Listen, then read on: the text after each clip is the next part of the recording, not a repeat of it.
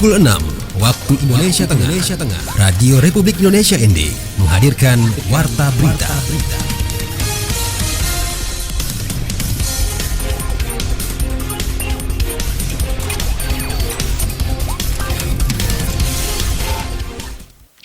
Selamat pagi saudara, Anda kembali mendengarkan Warta Berita Radio Republik Indonesia ND, edisi pagi ini Sabtu 12 Agustus 2023. Sari Berita. DPRD NTT menyerahkan 3 nama calon penjabat Gubernur Nusa Tenggara Timur ke Kementerian Dalam Negeri Republik Indonesia. HIV/AIDS belum menjadi perhatian serius pemerintah daerah Kabupaten Lembata. Selain 2 berita ini akan kami hadirkan juga berita-berita lainnya. Selengkapnya kami rangkum dalam Warta Berita Daerah pagi ini bersama saya, Desi Natalia.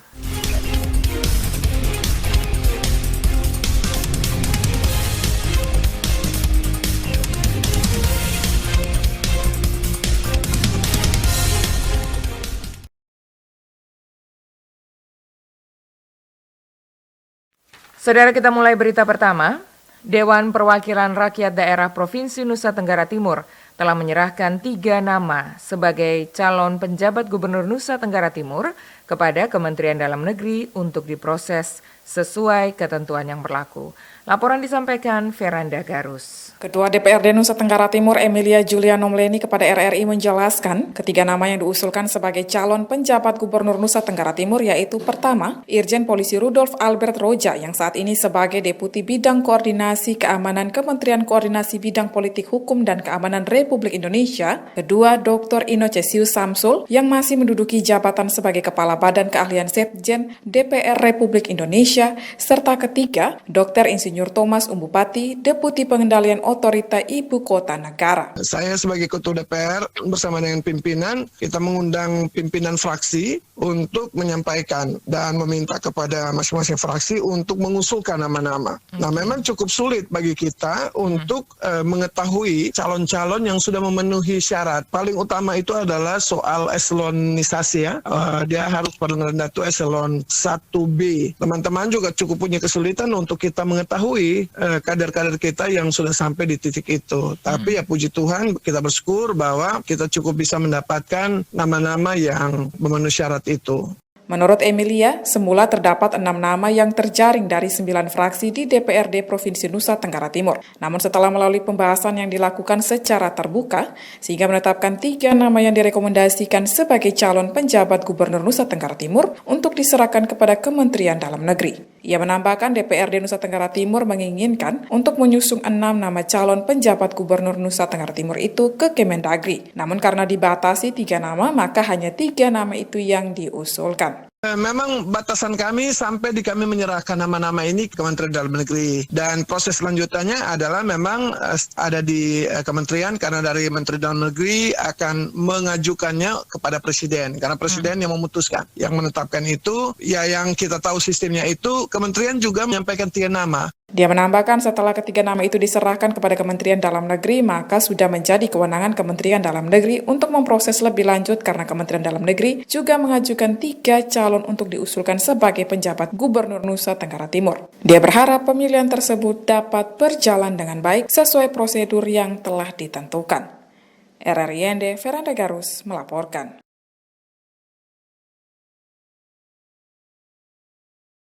Kita beralih ke berita lainnya. Festival Golokoe diharapkan bisa mewujudkan pariwisata holistik di Labuan Bajo. Festival yang kedua kalinya diselenggarakan di Waterfront Marina Labuan Bajo pada tanggal 10 sampai 15 Agustus 2023 ini mengusung tema ekonomi sejahtera, adil dan ekologis untuk mewujudkan pariwisata holistik di wilayah Keuskupan Ruteng dengan moto 3B, yakni berpartisipasi, berbudaya dan berkelanjutan. Laporan disampaikan Epi Wahab.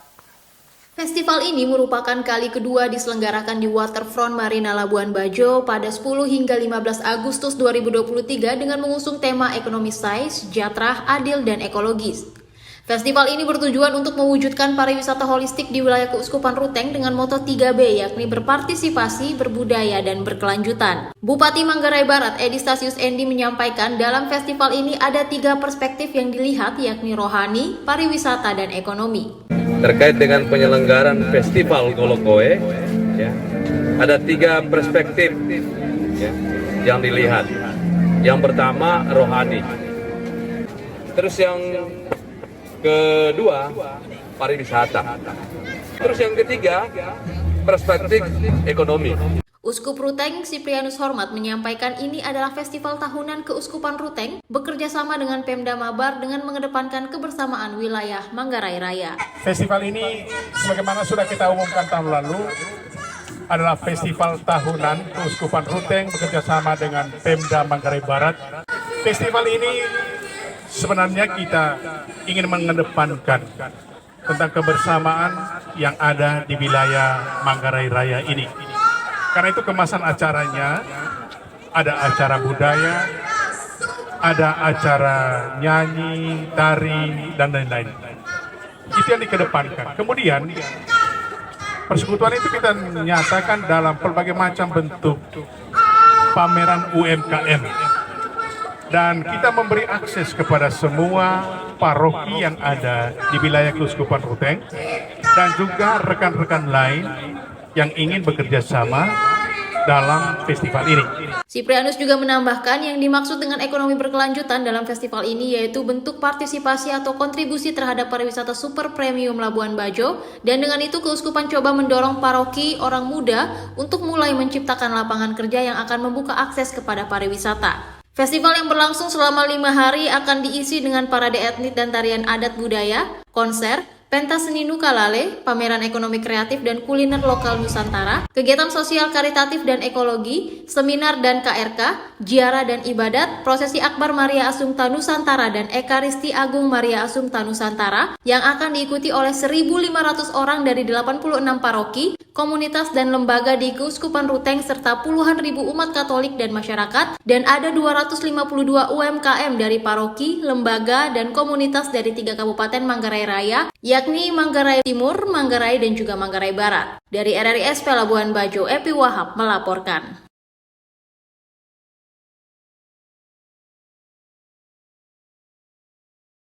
Saudara, tingginya angka HIV/AIDS di Kabupaten Lembata saat ini belum menjadi perhatian serius pemerintah daerah Lembata. Upaya sosialisasi secara masif perlu dilakukan pemerintah untuk menekan laju penularan HIV/AIDS. Selengkapnya dilaporkan Ferry So. Data Dinas Kesehatan Kabupaten Lembata menunjukkan hingga saat ini terdapat 549 kasus HIV/AIDS di Kabupaten Lembata. Angka ini tergolong tinggi dengan tingkat penularan yang cukup masif. Upaya sosialisasi dan tracking terus dilakukan Pemda Lembata untuk mencegah penularan virus HIV/AIDS. Meski demikian, pemerhati HIV/AIDS di Kabupaten Lembata, Nefri Eken, kepada RRI menilai, Pemda Lembata sampai saat ini dinilai belum mempunyai perhatian serius dalam menyikapi perkembangan virus ini. Dirinya berharap Pemda lebih aktif melakukan sosialisasi dengan melibatkan Komisi Penanggulangan AIDS Daerah atau KPAD Kabupaten Lembata. Yang saya lihat selama ini untuk urgensinya sangat tinggi. Mengapa? Karena perilaku di Lembata sangat tinggi. Oleh sebab itu harapannya kita pemerintah lebih peka lagi terkait penanggulangan HIV dan AIDS di Kabupaten Lembata lewat KPAD atau Komisi Penanggulangan AIDS Daerah. Nah, kenapa lewat KPAD? Karena KPAD itu menjadi total football untuk semua link atau OPD-OPD yang terkait yang di mana khusus penanganan HIV dan AIDS. Oleh sebab itu harapannya pemerintah lebih aktif lagi dan lebih peduli lagi terhadap kasus ini. Kita sangat urgent, yang dimana tingkat untuk pekerja seks jalanan juga tinggi, yaitu perilaku sangat tinggi. Nefri Eken bahkan mendorong agar sosialisasi ini wajib ditujukan kepada para remaja. Penularan HIV/AIDS di Lembata saat ini sebagian besar disebabkan oleh perilaku seks menyimpang yang dilakukan oleh para remaja di Kabupaten Lembata. Nefri Eken juga menghimbau masyarakat untuk memeriksakan diri sedini mungkin dan menghilangkan stigma negatif bagi penderita HIV/AIDS. RRI ND Feriso melaporkan. RRI ND.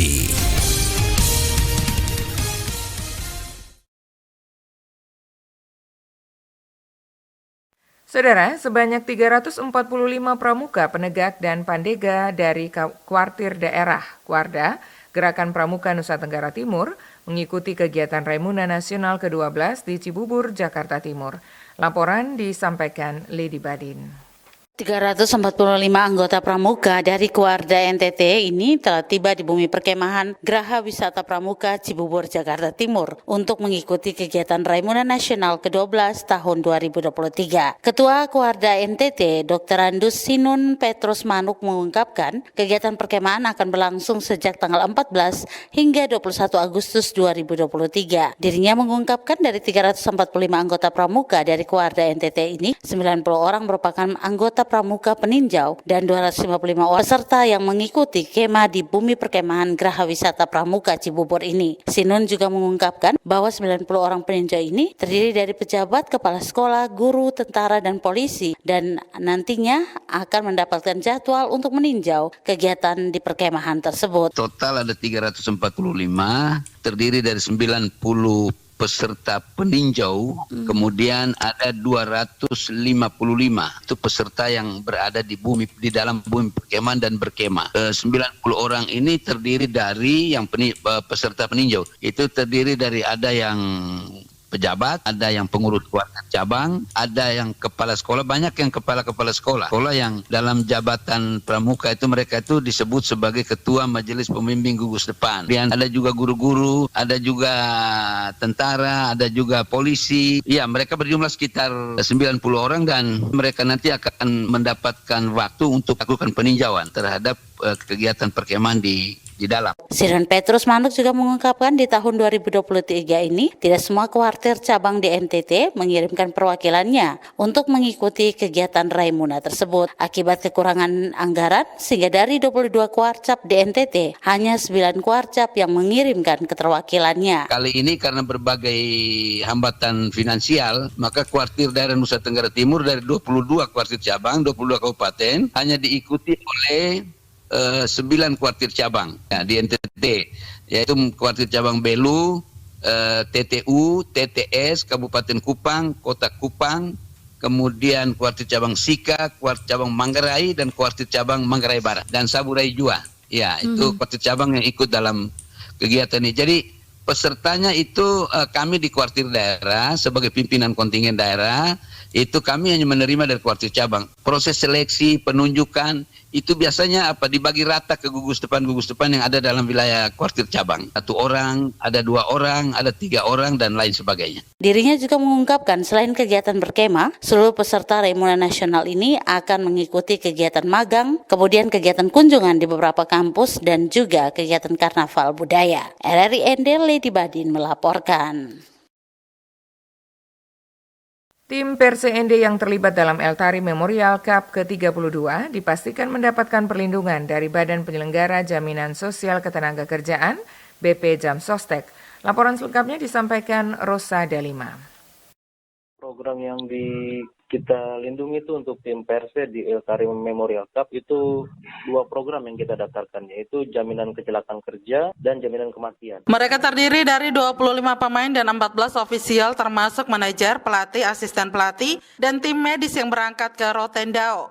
Staf kepesertaan BP Jam Sostek Hafid Firdaus kepada RRI Kamis sore mengatakan ada 2 produk perlindungan yang diberikan kepada tim PRCND masing-masing, jaminan kecelakaan kerja JKK dan jaminan kematian JKM. Saat ini seluruh pemain dan ofisial tim PRCND telah terlindungi dan hal ini bagian dari upaya mendukung program pemerintah khususnya perlindungan bagi pelaku olahraga sebagai pekerja sepak bola dalam program BP Jam Sostek. Olahraga sepak bola, kata Hafid, sangat rentan kecelakaan, benturan seperti cedera, jatuh, retak, patah tulang, bahkan sampai meninggal dunia. Jadi kalau untuk jaminan kecelakaan kerja ini, dia perlindungan bagi pelaku olahraga. Karena kalau atlet sepak bola itu rentan sekali terjadi kecelakaan. Baik itu benturan, seperti cedera, jatuh, retak, patah tulang, bahkan sampai meninggal dunia. Nah, untuk menghindari hal tersebut, BPJS Tenagakerjaan itu sudah bekerjasama di pusat dengan KONI. Dan juga selain perlindungan atas resiko terjadi kecelakaan di pertandingan, kita juga melindungi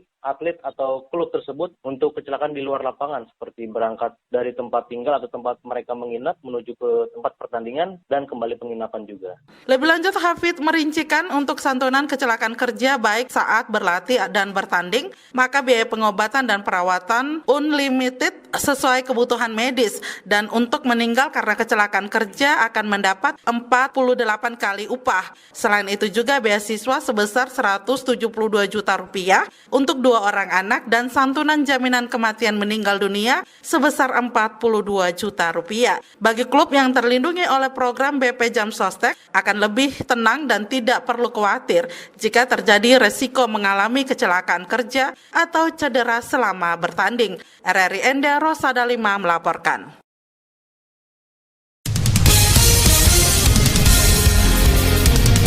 Anda sedang mendengarkan Warta Berita RRI ND. Informasi lainnya, pendengar, pemerintah daerah Kabupaten Nagekeo melakukan penandatanganan Memorandum of Understanding MOU dengan Lembaga Penyiaran Publik Radio Republik Indonesia ND, dan informasi selengkapnya disampaikan Rovinus Wula. Pemerintah daerah Kabupaten Nagekeo melakukan penandatanganan Memorandum of Understanding dengan Lembaga Penyiaran Publik Radio Republik Indonesia ND. Penandatanganan MOU antara pemerintah daerah Kabupaten Nagekeo dan LPP RRI ND dilakukan langsung oleh Bupati Nagekeo Yohanes Don Bosco Do dan Kepala LPP RRI ND Burhanuddin Ramadlan. Penandatanganan dalam rangka penyebarluasan informasi pembangunan Kabupaten Nagekeo berlangsung di Rumah Jabatan Bupati Nagekeo pada Kamis 10 Agustus 2023. Kepala LPP RRI ND Burhanuddin mengatakan bahwa sesuai dengan misi RRI sebagai lembaga penyiaran publik harus independen netral dalam memberikan informasi kepada publik serta hal-hal lain yang dilakukan pemerintah Kabupaten Nagekeo. Burhanuddin menjelaskan sesuai dengan visi RRI menjamin bagi warga negara terhadap pendidikan melalui siaran yang mencerdaskan dan hiburan yang sehat bagi masyarakat. Program RRI secara karena visi kami RRI itu secara umum menjamin terpunya hak warga negara terhadap pendidikan melalui siaran yang mencerdaskan dan hiburan yang sehat serta berdampak pada masyarakat. Itu salah satu dari misi RRI terkait dengan kerjasama dengan pemerintah Nagekeo kemarin, karena kita salah satu coverage area jangkauan siaran kita itu salah satunya Kabupaten Nagekeo. Tentunya kita memerlukan informasi yang sedang aktual di Kabupaten Nagekeo. Burhanuddin mengatakan terkait kerjasama dengan pemerintah Nagekeo sebagai salah satu wilayah cover area jangkauan siaran RRI, tentunya memerlukan informasi yang aktual untuk menjembatani kebutuhan dan tersampaikan kepada masyarakat sehingga masyarakat mengetahui apa yang dikerjakan melalui program dan kegiatan yang dilakukan oleh pemerintah Kabupaten Nagekeo. Sementara Bupati Nagekeo Yohanes Don Bosco Do mengatakan kerjasama buat pemerintah Nagekeo yang pertama masyarakat Nagekeo melalui siaran program 1 RRI ND, seluruh informasi dapat tersampaikan termasuk Nagekeo diaspora dan penduduk Indonesia lainnya. Dijelaskan melalui kerjasama dapat menjadi bagian dari kepustakaan audio yang inklusif karena RRI sering menyajikan cerita sukses dari daerah lain, baik itu individu, kelompok masyarakat, bahkan pemerintah daerah di tempat lain sehingga bisa ditiru. Jadi kerjasama ini buat pemerintah Nagekeo berharap bahwa yang pertama itu masyarakat Nagekeo melalui siaran RRI Pro 1 seluruh informasi kegiatan sampai ke mereka, termasuk Nagekeo diaspora dan Indonesia penduduk Indonesia lainnya. Yang kedua itu dari kerjasama ini mudah-mudahan orang Nagekeo lebih banyak juga pada jam-jam tertentu mereka sudah hafal jam siaran sesuai dengan minat mereka. Saya berharap juga ini menjadi bagian dari kepustakaan audio yang inklusi.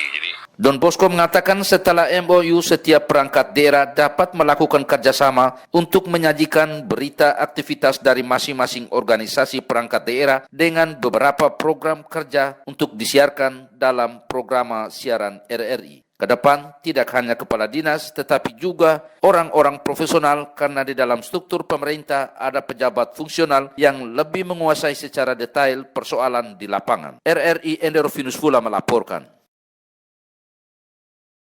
Sebanyak 435 penggalang gugus depan GUDEP SMP Negeri 2 ND mengikuti kegiatan perkemahan selama 4 hari, mulai Kamis 10 Agustus sampai dengan Minggu 13 Agustus 2023, bertempat di lapangan Nangamboa, Desa Ondorea Barat, Kecamatan Nangapanda, Kabupaten ND, Flores, Nusa Tenggara Timur. Laporan disampaikan Suimam. Kegiatan perkemahan pramuka GUDEP SMP Negeri 2 ND ini dibuka secara resmi oleh Camat Nangapanda Darius Meka SE Jumat 11 Agustus 2023 pukul 10:30 waktu Indonesia Tengah. Dalam sambutannya, Camat Darius Meka mengatakan kegiatan perkemahan pramuka yang dilaksanakan ini sangat positif untuk diimplementasikan bagi adik-adik pramuka penggalang yang mengikuti kegiatan ini, sebab dapat mengembangkan karakter manusia seutuhnya, yaitu manusia yang bertakwa kepada Tuhan Yang Maha Esa, tinggi mental, moral, budi pekerti, berani, disiplin, bertanggung jawab, kuat fisik, dan dapat dipercaya sesuai yang diamanatkan dalam nilai-nilai luhur Pancasila dan Undang-Undang Dasar 1945. Kalau ikut gerakan pramuka berarti adik-adik sudah mengikuti kegiatan dengan baik, walaupun ini adalah kegiatan pendukung, tapi kegiatan rasa kebersamaan, rasa toleransi, rasa kekeluargaan tertanam dalam kegiatan pramuka. Mudah-mudahan dalam kegiatan keseharian, bukan hanya di sekolah sampai dengan di rumah, apa yang menjadi moto pramuka tetap adik-adik lakukan di rumah ya. Kalau budi pekerti berarti harus menghargai orang yang lebih umur. Kalau adik-adik sekarang umur 12 tahun dicontohkan, yang lebih kakak 13 tahun, 14 tahun itu dihargai, termasuk adik-adik kita yang di bawah umur kita. Ia melanjutkan, pihaknya berharap kepada adik-adik maupun kakak-kakak pembina yang mengikuti kegiatan perkemahan pramuka di wilayah ini selalu sehat sampai dengan pelaksanaan selesai. Sementara pelaksana tugas PLT Kepala Sekolah SMP Negeri 2 ND, Marcelinus Rango SPD mengungkapkan perkemahan pramuka ini merupakan puncak dari seluruh kegiatan pramuka yang telah diprogramkan setiap tahunnya oleh sekolah, yang mana di tahun ini temanya Pramuka Investasi Pemimpin Masa Depan. Dijelaskan, sesuai dengan tuntutan kurikulum untuk kurikulum merdeka, pramuka ini adalah suatu kegiatan wajib sehingga peserta didik bisa menerapkannya selama kegiatan berlangsung bersama kakak-kakak pendamping. Diharapkan apa yang mereka sudah peroleh dalam kegiatan lapangan ini dapat mereka terapkan, yang mana bahwa kedisiplinan, ketekunan dalam hal menjadi peserta didik yang kedepannya menjadi orang dewasa, mereka bisa melakukan sesuatu berdasarkan kedisiplinan yang menuju ke kedewasaan. Ditambahkan, tujuan diadakan perkemahan ini yakni untuk menanam, memupuk dan mengembangkan sikap mental dan fisik yang dinamis pada diri generasi muda atau pelajar dalam melaksanakan pembaruan atau inovasi untuk mempersiapkan diri menjadi calon pemimpin masa depan, serta mewujudkan roh Trisatya dan Dasadharma Pramuka. Saudara, informasi ini sekaligus mengakhiri Warta Berita Daerah pagi ini. Mewakili kerabat kerja yang bertugas, saya Desi Natalia mengucapkan terima kasih atas perhatian Anda. Dan selanjutnya mendengar, Anda dapat ikuti selengkapnya program Florata pagi ini.